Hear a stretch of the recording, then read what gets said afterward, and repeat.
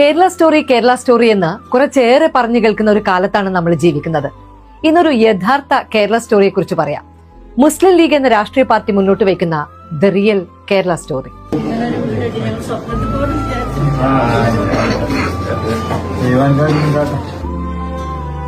വയനാട്ടിൽ നടന്ന അതിമനോഹരമായ ഗൃഹപ്രവേശന ചടങ്ങാണിത്.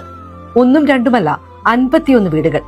വയനാട് മുണ്ടക്കൈ ചൂരൽമല ദുരന്തത്തിൽ എല്ലാം നഷ്ടമായവർക്ക് മുസ്ലിം ലീഗ് എന്ന രാഷ്ട്രീയ പാർട്ടി നിർമ്മിച്ചു നൽകിയ വീടുകൾ. ഗണപതി ഹോമം നമ്മളതായിട്ടുള്ള ചടങ്ങും കാര്യങ്ങളായിരുന്നു. 6 മണി ടു 7 മണി വരെ നമ്മൾ ആചാരപ്രകാരമുള്ള കാര്യങ്ങളൊക്കെ രാവിലെ കഴിഞ്ഞു.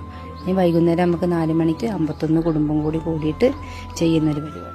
ജാതിയും മതവും നോക്കിയല്ല ഈ വീടുകൾ നൽകിയിരിക്കുന്നത്. മുസ്ലിം ലീഗ് നൽകിയ വീടുകളിൽ തിളച്ചു തൂവുന്ന പാലും ഗണപതി ഹോമത്തിന്റെ മണവുമുള്ള കാഴ്ചകൾ. കർമ്മം കൊണ്ട് വാക്ക് പാലിച്ച പ്രസ്ഥാനം, അതാണ് മുസ്ലിം ലീഗ്. 105 വീടുകളാണ് ലീഗ് പ്രഖ്യാപിച്ചത്. അതിൽ 51 മുഴുവൻ ഫേർണിഷ് ചെയ്ത് 1 മാസത്തേക്കുള്ള ഭക്ഷണ കിറ്റ് അടക്കം നൽകിയാണ് ലീഗ് മടങ്ങുന്നത്. കേരളത്തിന്റെ മതേതര മണ്ണിൽ മുസ്ലിം ലീഗ് എന്ന രാഷ്ട്രീയ പാർട്ടി മുന്നോട്ട് വെച്ച ദൃഢതയുള്ള പൊളിറ്റിക്കൽ സ്റ്റേറ്റ്മെന്റാണിത്. ഇനി ഇവിടുന്ന് അങ്ങോട്ട് ഞങ്ങൾക്ക് ഈ വീട് തന്നെയാണല്ലോ ജീവിതാവസാനം വരെ ഉണ്ടാവേണ്ടത്.